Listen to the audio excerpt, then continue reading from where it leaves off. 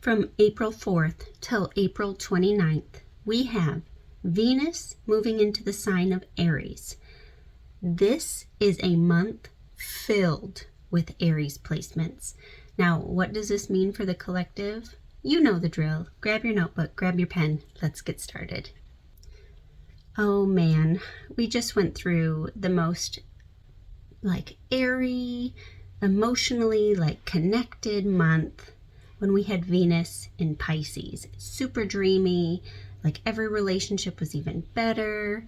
If you were having a problem, it was easier to smooth over. Well, the tides are changing. In Venus in Aries, it's impulsive, abrupt. You get bored really easily. Anything that was below the surface and you weren't talking about openly last month while Venus was in dreamy Pisces and it was kind of undercover and unseen is now going to be seen. It's taking action. So if things aren't going really great in work or a relationship, this is a month we're going to start seeing people break down. And on top of it, we have the eclipse, which is literally eclipsing out relationships, work, things that aren't meant for us. These are fated events. And so having another sign in Aries, it's these planets are not, they're not taking anyone lightly. Everyone's going to feel this at some point. So on the positive side, I think we're going to be seeing a lot more people become really independent and do self-care. So if it doesn't work for them, they're going to have to say, no, this just isn't it, because Aries is very assertive.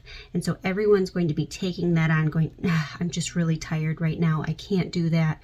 Or no, I'm not really interested. This job just isn't for me. This person, we just don't click. I thought we had a chance, but no. So also with that being said, people will be pursuing things at a different rate. So let's say you're really interested in getting a new job, or you think somebody's really cute. You'll probably be the one to go after them. Or vice versa. It's kind of a time to flow with it because it's very abrupt. And all of a sudden someone pops out and they're like, oh, I just thought you were so cute. Or, we have so much in common. Do you want to work with me? I think this is a great time for me to part ways and become an entrepreneur. I really appreciate the business, whatever it is. It might even be taking that trip. You've been waiting for everybody else to join you and you're like, no, I just have to go do it. So you're going to go do it, right? It's not waiting for other people. It's not South Node Libra. It's North Node Aries. It's being triggered going, what do I need? What do I want? And what am I going to do about it, right? We're not worrying about anybody else. They're either on board or they're not.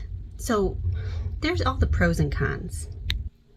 So on top of all this assertiveness and aggressive, go-getter energy, we have all these planets in Aries, right? And so the North Node is saying, go after it, do it. And we have Chiron saying, heal it, go after it. What things and themes are coming up from the past that are triggering you, right? And the eclipse is on the 8th.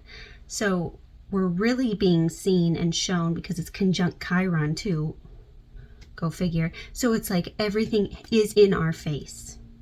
And Aries rules the head and the face, and these things and themes can be really affected. So what is showing up for you? What are your triggers? Are people coming forward from your past? It could be childhood. It could be an old job you have wounds with. Somebody or something told you just a little thing and it triggered this whole who you are and what you believe now, right? So this is where you take your power back. And with Venus in Aries, there's so much it's all about you.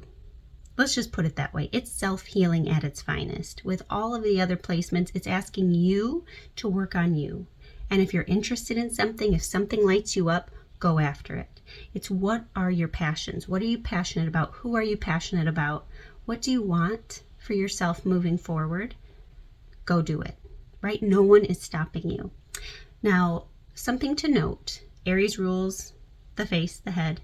So please pause any procedures, like if you were going to get any surgeries done, if you were going to get Botox, get microneedling, fix a sinus issue, you have ear things going on, your vision's a little funky, you're getting a lot of headaches and you were going to do something for it, wait.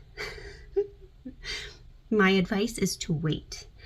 And why? It's not because we have, Aries in Mercury retrograding. No, not so much. That's part of it. But we also have Venus in Aries going, it's all about your face and how you look and what you think is beautiful. But things may change. But also with Mars kind of like switching things around, you don't know the results.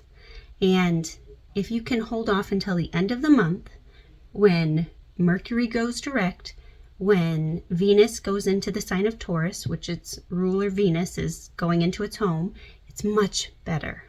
So around, I would say, like the 25th moving forward, go ahead, schedule your procedures, schedule whatever you need done, or adjust your, what's important to you. But don't be surprised if you do have more headaches or you're more like critical of yourself and others. That's kind of the detriment, like the downfall, right? Is Aries is what we see, what is your face, what am I hearing, and how you react. And so with all of these placements in Aries, it's even more intense. So we might be judging people for what they look like, and don't do a procedure because somebody said, oh, you would look better if. That's their opinion. And again, at the end of the month, you're going to go, why did I listen to that? So even tattoos, hold off, right?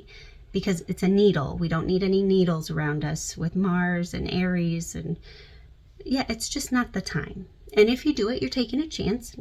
I wish you the best. But if you want to take just my gentle advice, hold off. Just a couple weeks. It's only 3 weeks away. Not even. It's like 2.5 now.